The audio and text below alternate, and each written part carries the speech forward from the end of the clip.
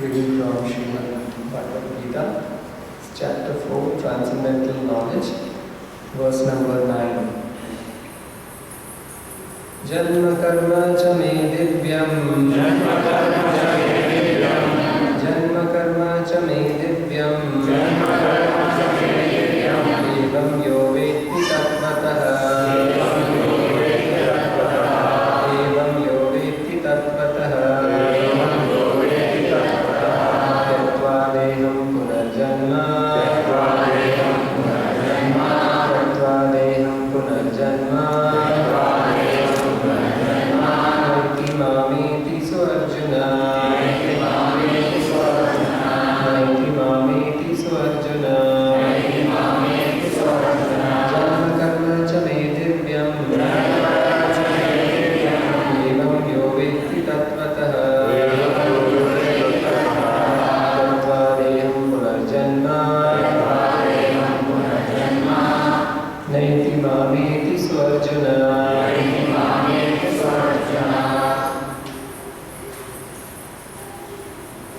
Word to word meaning: Janma, birth, karma, work, cha, also, me, of mine, divyam, transcendental, evam, like this, yaha, anyone who, vetti, knows, tattvataha, in reality, tyaktva, leaving aside, deham, this body, punaha, again, janma, birth, na, never, eti, thus attain, mam, unto me, eti, thus attain, saha,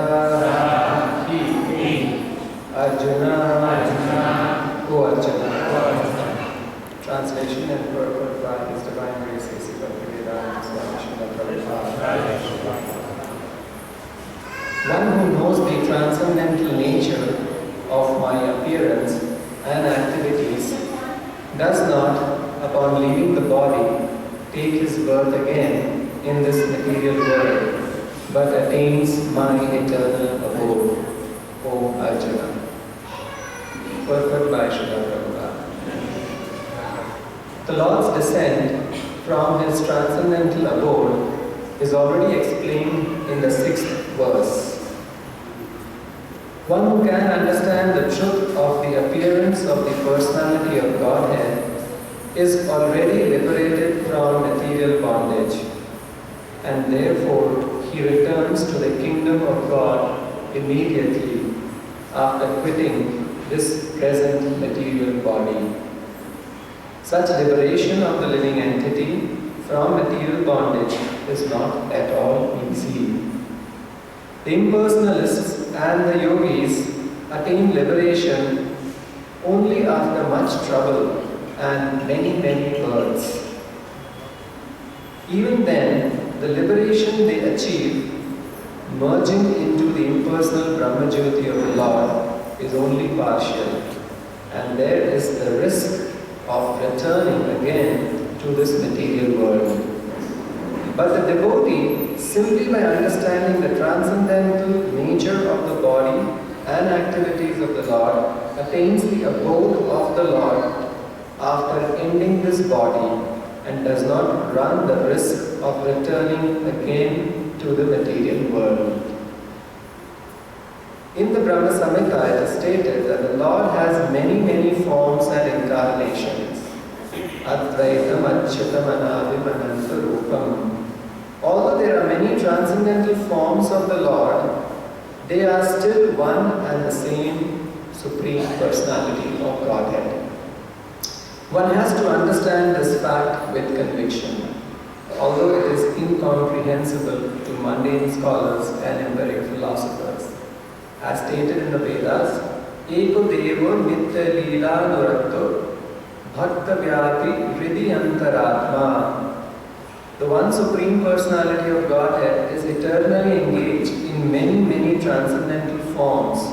in relationships with his unalloyed devotees. This Vedic version is confirmed in this verse of the Gita by the Lord. This Vedic version is confirmed in this verse of the Gita personally by the Lord.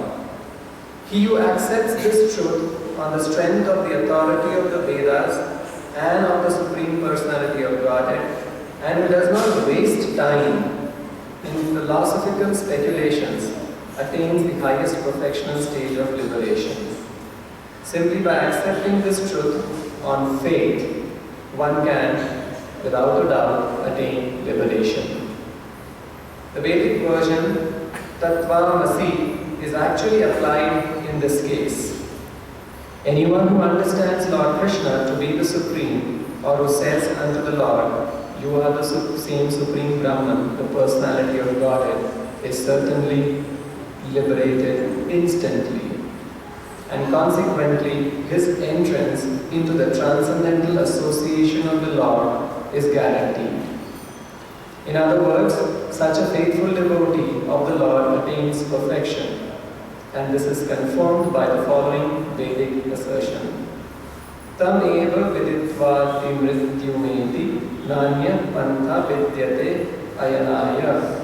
One can attain the perfect stage of liberation from birth and death simply by knowing the Lord, the Supreme Personality of Godhead.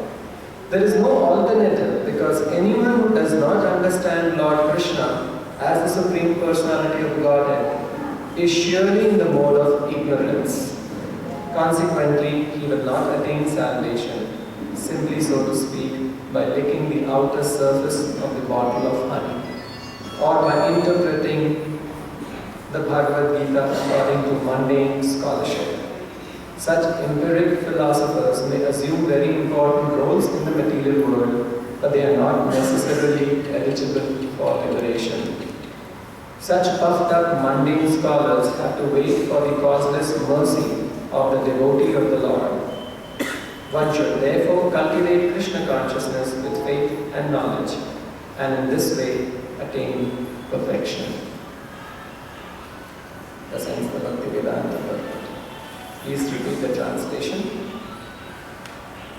This is 4th chapter, 9th verse. 4th chapter entitled Transcendental Knowledge. One who knows the transcendental nature, of my appearance, and activities, does not, upon leaving the body, take his birth again in this material world, but attains my eternal abode. O Arjuna.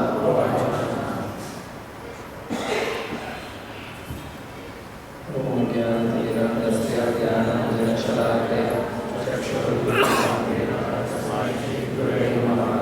Namo Vishnupadaya Krishna-Preshaya Gurave Srimate Bhaktivedanta Swamini Namane Namaste Saraswate Devi Gauravani Pracharane Nirvishesha Shunyavadi Pashyaya Krishna Jaya Shri Krishna Chaitanya Prabhu Nityananda Shri Advaita Gadadhara Srivasadi Gauravantarinda Hare Krishna Krishna Krishna Hare Hare Rama Hare Rama Rama Hare Hare.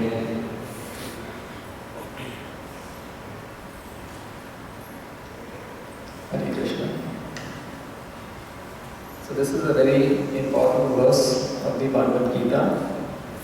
Janma karma chame divyam evam yovetti tatvatah tyaktva deham punarjanma naiti mameti swarjuna. Krishna is talking to Arjuna and he is telling him about his janma and karma, his birth and his activities.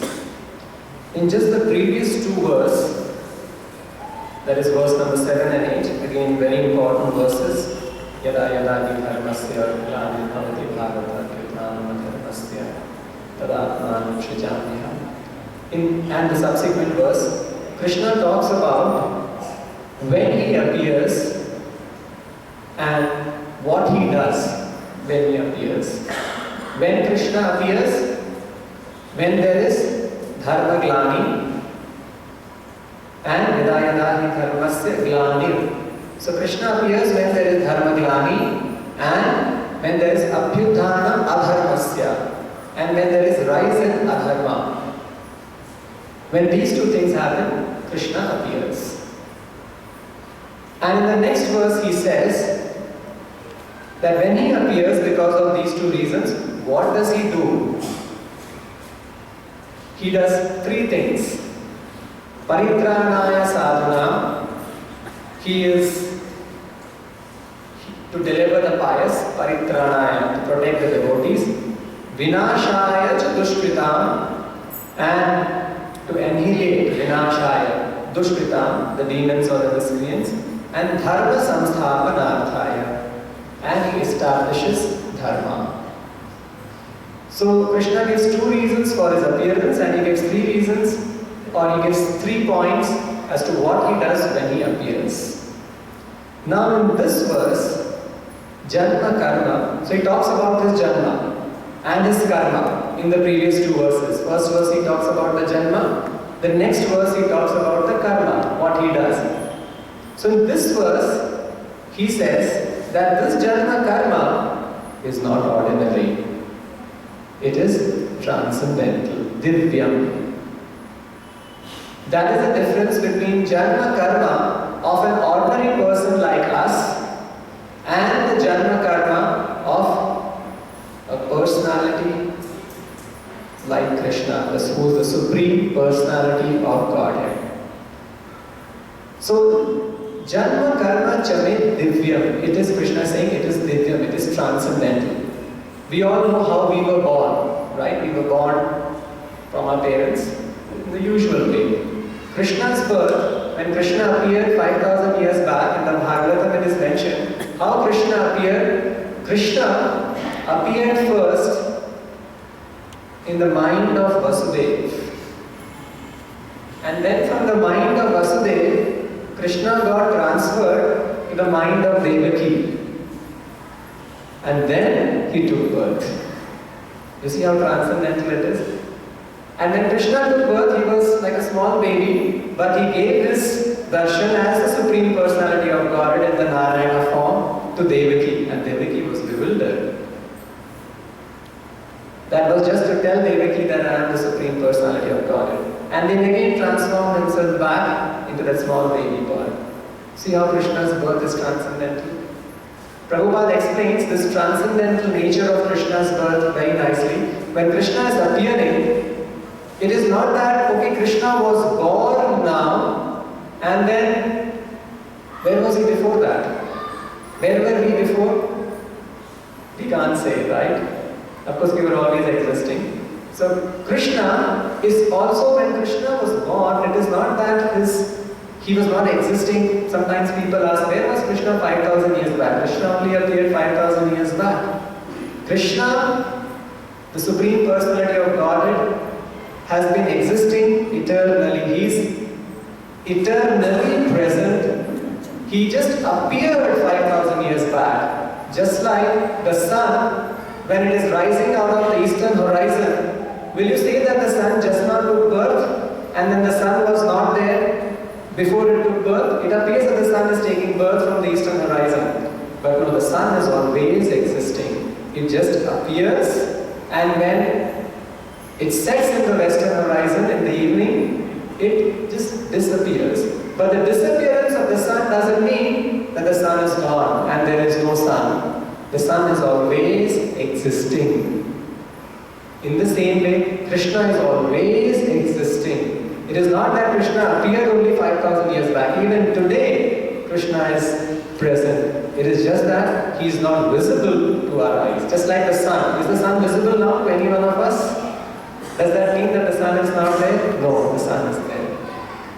So, Krishna's birth and activity, even the activities are very transcendental. Just any activity you take of Krishna, any karma, it is simply wonderful. It's like his lifting the Govardhan hill. Isn't it a wonderful leela? Can any child, Krishna lifted the Govardhan hill when he was just 7 years old. And he lifted that huge hill. How many of you have been to Govardhan? Raise your hand. Have you seen that hill? If you tell somebody that a child of 7 years old actually lifted this hill, how many people will believe it? Other than devotees, nobody will believe it.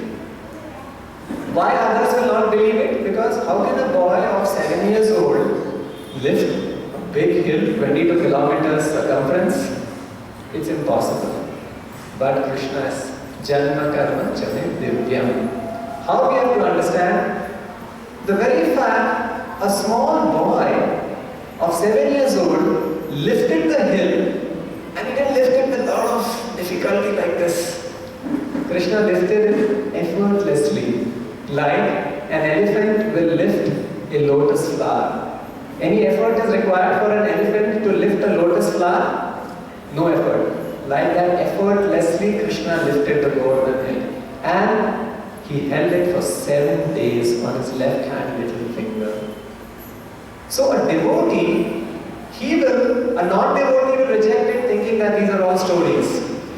But a devotee understands that, it is my Lord. No one else other than the Supreme Personality of Godhead can perform such a magical feat. So the very fact this small boy has performed this feat is a proof that he is God. He cannot be an ordinary boy.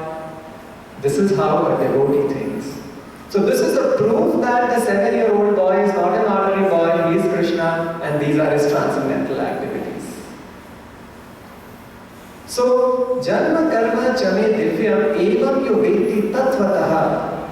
If we know this in Tattvataha, in fact, then what will happen? There are 5 benefits mentioned in this verse and the verse after this. 5 benefits of knowing Krishna's Janma and Karma are transcendental.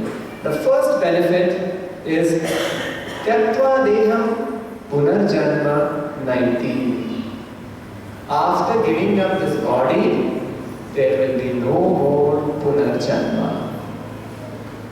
This is the most important goal of life, right? That we are all in the cycle of Punarati Janama, Punarati Marana, in the cycle of birth and death. This human life has been given to us to actually get liberated.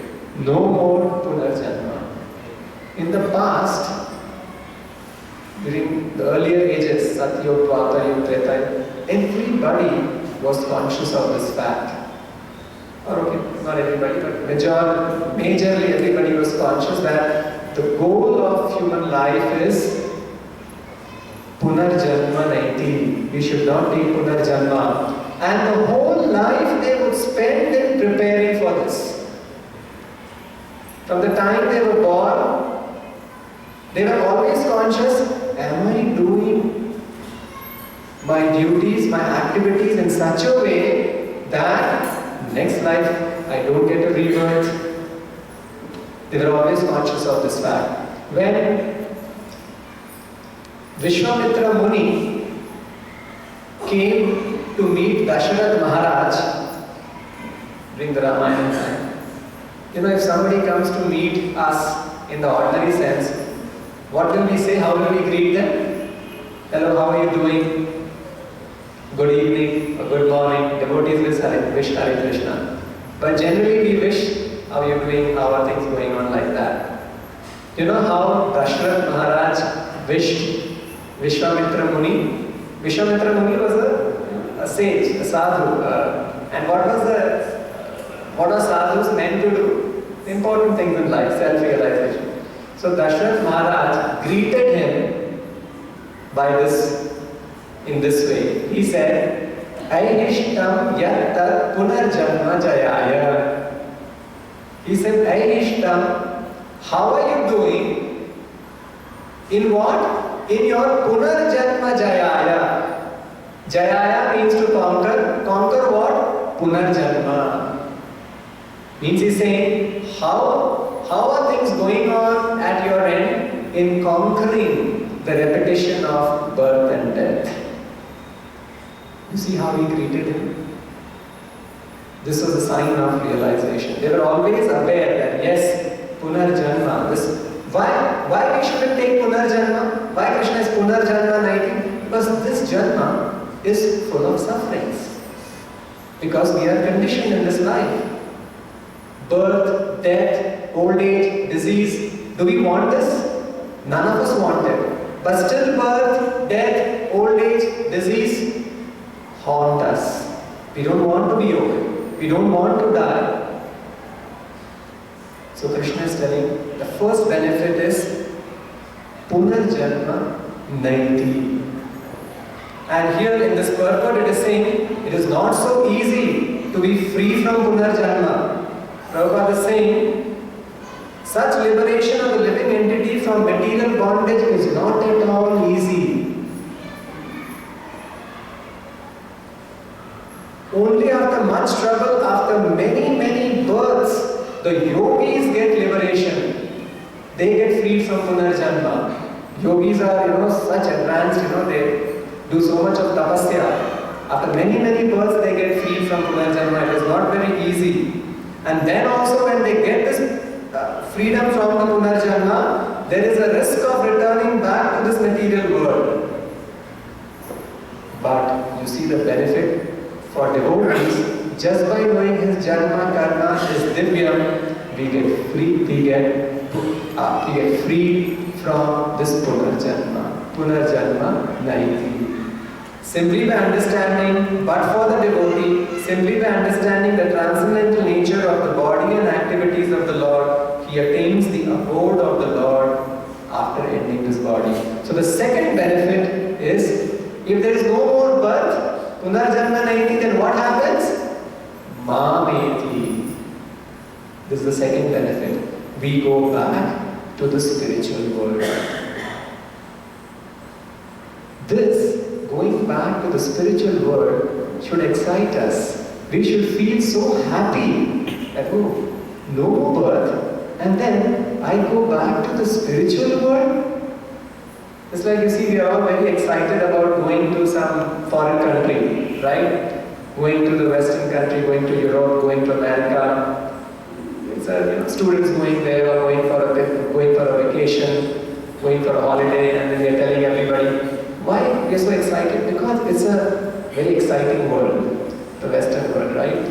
That excitement. If somebody tells you to go to some third world country, Somalia, will you go?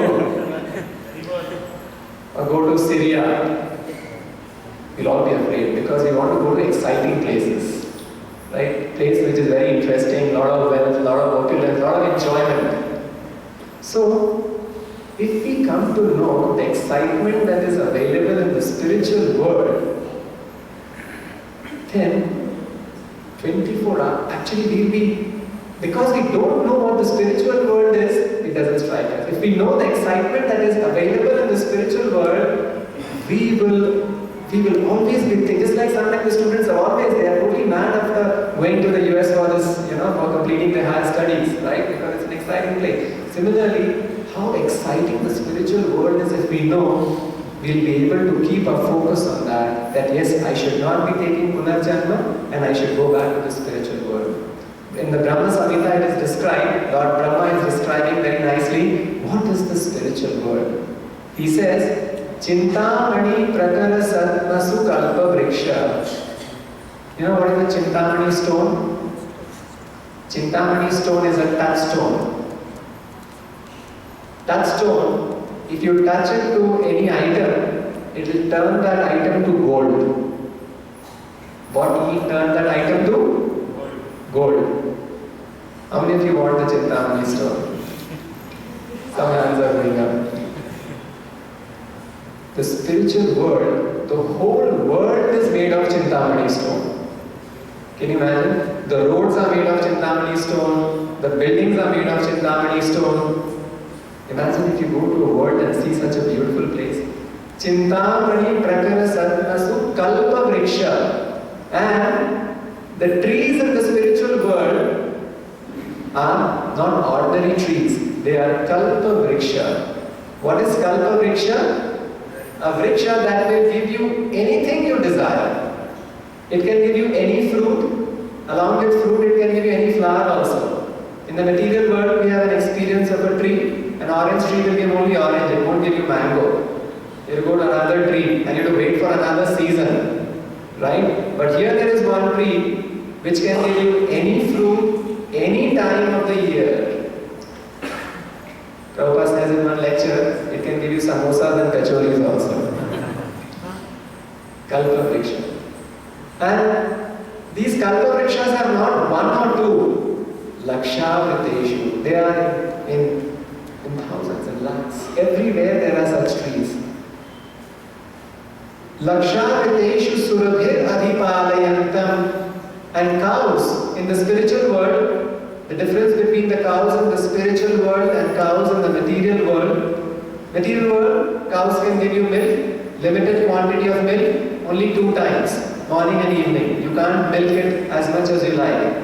But in the spiritual world, Surabhi cows means the cows can give you unlimited quantity of milk at any time of the day. You go on milking it, you go on giving you milk without stoppage. So Chintamani, the whole spiritual world is made of Chintamani stone, touchstone. It has got Kalpa vrikshas, it has got Surabhi cows, and Lakshmi Sahasra Shata Sambhrama Sevyamanam Govindamadi Purusham Tamaham Bhajami. Lakshmi, we all pray to Lakshmi Devi, right? Lakshmi Devi, we all pray to her, please come and reside in my house, and we are praying very reverentially. We don't want Lakshmi Devi to leave our house. Lakshmi Devi is always very chanchala, right? That's why Krishna and Krishna. So, why chanchala? Because you have to be very careful in her worship, otherwise she may go away.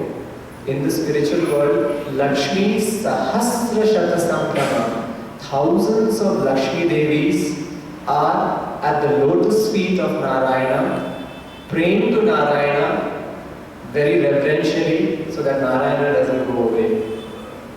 And this is the way that thousands of Lakshmi Devis are serving in the spiritual world, serving at the lotus feet of Lord Narayana. So such a wonderful place we can get promoted to. And this should be our goal in life. How to reach that place. And Krishna is telling here in this place that Janma karma chame divyam evam yoveti tatvata tyaktva deham punarjanma neti mameti swarjana. You will come back to my spiritual world. And this can be done simply by this knowledge. So these are the first 2 benefits. If you don't have this knowledge, then understanding Krishna becomes very difficult. Here in the purport, Prabhupada is saying it's just like, if you want to understand the taste of honey, what do you have to do? You have a honey bottle. Suppose you are trying to lick the honey bottle from the outside. Will you get the taste of honey? No. Nothing. If you want to get the taste of honey, you have to open the bottle, put your hand inside, take the honey and taste it. Right? So here it is said, anyone who does not understand Krishna as the Supreme Personality of Godhead, Janma Karma Chame Divyam, if you don't understand that in truth, then we are surely in ignorance. Consequently, Punarjanma will happen for him. Punarjanma 90 will not happen, Punarjanma will happen. He will not attain salvation. Simply, so to speak, by licking the outer surface of the bottle of honey. In the next verse, Krishna is telling 3 more benefits of Janma Karma Chame Divyam, of knowing Krishna in Tattva. What are the other 3 benefits? The third benefit is we become free from raga. Raga means material attachment. Material attachment is the binding factor which binds us to this material world. If we are too much materially attached, it becomes very difficult to think of Krishna or even to understand Krishna. So Shastras always say that a constant endeavor should be there in us to become free from this material attachment. Apart from specifically trying to be materially detached, Krishna is saying, just know about my janma and karma, that they are divyam, and automatically we will become free from material attachment. You see how easy it is to become free from material attachment? We need not separately endeavor to become free from material attachment, although that is also there, but just by knowing that Krishna's birth and activities are all transcendental, they are all divyam, meaning to read the pastimes of Krishna. Simply by reading the pastimes of Krishna, reading the Bhagavad Gita, reading Srimad Bhagavatam, we become free from attachment, from material attachment. Otherwise, if we are attached materially and at the same time we are trying to advance in spiritual life, it becomes very easy. The best example of a person who was completely free from material attachment, can somebody say who's a very good example of Srila Prabhupada himself? Srila Prabhupada, if you all have read his life history, he was constantly thinking of Krishna and he was completely freed from all material attachments. Prabhupada was not just free from material attachment, so as to say that definitely he was also free from, his only focus was how to preach this Krishna consciousness. Imagine at the age of 69, 65, a person is living, Prabhupada was living in Vrindavan. Generally, a person that old, Vrindavan was very dear to him, right? I'm sure all of Vrindavan is very dear to all of us. And at the age of 65, what would our desire be? To go and nicely reside in Vrindavan and do our bhajans and kirtans and chant the holy name and read scriptures. Prabhupada was doing that. Which person at the age of 65 will leave Vrindavan? Which person will leave? Nobody would like to leave. But Prabhupada, although he was very attached to Vrindavan, he left Vrindavan at the age of 65 to go to the Western world just to preach this message of Krishna consciousness, because that is the order he had received from his Guru. So his attachment, his real attachment, Prabhupada's attachment was attachment for the words of the spiritual master. And he had no attachment whatsoever for anything else. Everything else was secondary for him. The primary thing was, my Guru has told me to take this message of Krishna consciousness to the Western world and I must do it. All other attachments given up. Including the spiritual attachments, because staying in Vrindavan is not a material attachment. He gave it up. You see, Prabhupada he went after the Krishna consciousness movement grew, it became very big, and many devotees, many of them became devotees. He once came to Kurukshetra, and in Kurukshetra, one of his disciples was there. He was Alfred Ford. He was a very rich disciple, and Prabhupada came with him to Kurukshetra and he indicated a place. He says, this is a very, it's a very nice place, Kurukshetra, holy place, Dharma Kshetra. So I want to build a university here, Kurukshetra University, a spiritual university. And this is the place I want. So now his disciple wanted to help him out. So he was, he wanted to help Prabhupada. And from his office in the West, he wanted to give some money. He had a lot of money with his business. He had a car business. So he had $150,000 sent from his office in the West to India. And he wanted to offer this $150 to Srila Prabhupada. So that is the initial money to set up this Kurukshetra University. So he did that. And then when the money came, he received a telegram. And in the telegram, he got the telegram, received how much money he said? $150,000. The telegram that he got was received $15,000. 10 times less. So he became very panicky. I got $150,000 wired, but finally only $15,000 have come. 10 times less. What is this? So and actually sometimes they say those days it was like if you would receive if the government, I hope there's no government employee sitting here. Anyway, it's a small anecdote. So in those days, if the if the post office would receive a check of such a big amount or money order of such a big amount, they would misplace it for 2 days, so that they could earn some interest on it for 2 days, and on the third day it would be found. So anyway, it came. They didn't misplace it, but it came 10 times lesser. So he got very panicky and he went to Srila Prabhupada and he thought he'll tell Prabhupada that this is what has happened, and Prabhupada will be very upset, and he will show his mood. And he went and he told Prabhupada, this is what happened. I had $150,000 wired, but only $15,000 came. So when he told this to Prabhupada, he thought that Prabhupada would get furious at the way things work in our country. Prabhupada's reaction was, oh, it looks like they have misplaced a zero. So Prabhupada was not at all, he was totally unattached. He took it so lightly, so casually, but this doesn't seem to bother him at all. You see how he was completely free from all attachment. Yes, something came, because finally Prabhupada, they all knew what would happen, and obviously after a few days, the zero got added and $150,000 came.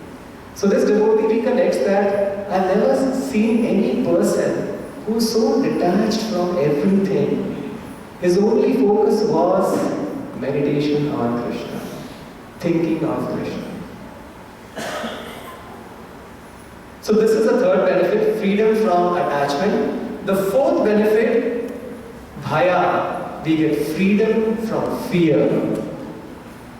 Who's that person in this hall who was never fearful of anything, ever? We all have certain fears in life, right? And this freedom, this fear comes because of misidentifying ourselves with this body and being forgetful of Krishna. A child will become very afraid if he sees that his parents are not there, right? In the same way, and the moment his parents come, he'll be very happy. Because he knows that his parents are there to protect him, he need not fear at all. In the same way, fear sets in us because when we are in some difficulty, we don't know whom to seek for help. Imagine if you are in some difficulty and you always know that there is somebody always available to help you out of that difficulty. Will you ever be fearful? You'll never be fearful. Why fear sets in? Because we are into some difficult situation and we don't know whom to rely on for help. But if you know that my Supreme Lord is always there, He is Pitaham Asya Jagato Mata Dhata Pitaham, He is the Supreme Father, He is my real caretaker, and He is always there to help me. In any situation that I am in, Krishna will protect me. If you know that, is there any cause of fear? There is no cause of fear. So, if you know Janma, so the moment we know that Janma Karma, Krishna is there, He is a transcendental personality, His activities are wonderful, He is my Lord, there will be freedom from fear. There will be absolutely, so you can face life's any difficult situation with a positive frame of mind, just by knowing this fact. So that's the third benefit, that's the fourth benefit. Prabhupada also, he is also a perfect example of being totally fearless. When he was traveling to America at the age of 69, on his way, he got 2 heart attacks. And in spite, imagine a person who gets heart attack, how afraid he will be, how fearful he will be. But he was so bold, he was so courageous. He always remembered that Krishna is there with me, Krishna is there to protect me. Because he was always dependent on Krishna, he was totally fearless. He went to America, and he had no money with him. He didn't know where he will stay. He didn't know how. He had no idea whatsoever. But because he had Krishna with him, he was fearless. So in the same way, the best way to become fearless is always to have Krishna in our minds. If Krishna is in our mind, if we depend on Krishna, then there is no cause of fear. And the fifth benefit, it is mentioned, Vitaraga Bhaya Krodha. We will become free from anger. Isn't this such a wonderful thing Krishna is telling us? To become free from anger is the most difficult thing. Right? It is said that if we have this anger in us, anger is the gateway to hell. Trividham narakasyenam dwaram nashanam atmana kama krodha tatha lobhas. Kama krodha is a gateway to hell. And Krishna is telling, I will free you from all anger simply by you knowing that, if you know that my janma karma are transcendental, they are divyam. Now, so this is, you get freedom, you get these 5 benefits. The first one was no rebirth. The second is we go back to the spiritual world, the wonderful place where we all originally belong to. Third is freedom from attachment, freedom from fear, freedom from anger. Now in this verse, Krishna, now suppose somebody will say, oh, Krishna is promising too many things. Just by knowing him, his birth and activities, we'll get these 5 wonderful benefits. What is the proof? What is the guarantee? So Krishna is telling here, Bahavo Jnana Tapasa Puta Madbhava Magataha. Krishna is telling, many people in the past have become purified by this knowledge of me. By knowing that my janma and karma are divyam, this is a transcendental knowledge. That's why this chapter is entitled Transcendental Knowledge. By knowing this, many people in the past have attained these things. And thus they have all attained transcendental love for me. So there is a proof. There are many people who, just by knowing these wonderful pastimes, the wonderful nature of Krishna's birth, they have attained all these things. So it's not something that Krishna just promised. Krishna is promising us. It is a fact. So if we endeavor to read Krishna's wonderful pastimes, know his wonderful transcendental activities, then we will be the recipients of these 5 wonderful things. There's a very similar verse in the Srimad Bhagavatam, same on this Janma Karma Cha Divyam. I'll just quickly mention that. And there also, Krishna is promising 5 wonderful things. It is said, Satam Prasanga Mama Virya Samvido. Satam Prasanga means in the association of devotees. Mama Virya Samvido. If you discuss what my Virya, Samvido means Sambad. Sambad means to discuss, to talk about. What you talk about? Mama Virya. Virya means Mama, my wonderful activities. Then what will happen? And Kathaha. Mama Virya Samvido Kathaha. If you discuss the pastimes of my Virya, my wonderful activities, then he says, Bhavanti Hrit Karna Rasayanaha. The first thing that will happen is, the pastimes of Krishna are so relishable, they are so pleasing, that our mind, Hrit and Karna, my heart and my ears, will be very satisfying. It will be very pleasing. We are all after some satisfaction for the heart, right? We are not satisfied in our material activities. So he said, if you want satisfaction, all of us want to be satisfied in life, right? So which is the way to be satisfied in life? By Mama Virya Samvida Kathaha, by discussing about the wonderful nature of Krishna's Virya means wonderful activities. That's the first thing, you become satisfied, your mind and your heart becomes very pleased. Second thing, Tad Joshana Dasva Paragar Vartvani. You progress on the path of liberation. The same benefit. There it says, Punarjanma Naiti, Mameti. Here also is being said the same thing. You progress. Asva Pavarga. Apavarga means you are progressing to the spiritual world. And three more things he says. Shraddha, Ratil, Bhaktir, Anukravishyati. The three more things. There you get freedom from fear, attachment and anger. Three negatives you give away. Here Krishna is saying in this Bhagavatam verse, three positives that you get. You get Shraddha. You develop faith in Krishna, you get ratihi, you become attached to Krishna. You develop attraction for the holy name, you develop attraction for Krishna. And finally, bhakti. This is the goal of life, how to finally attain that topmost stage, that stage of pure devotion and service. So that is what happens when we understand that Krishna's birth and his activities are all transcendental, they are not material, they are divya. Just by knowing this, we get such wonderful benefits. So, all of us should make an effort every day to absorb ourselves in understanding Krishna, in understanding his birth, in understanding his pastimes.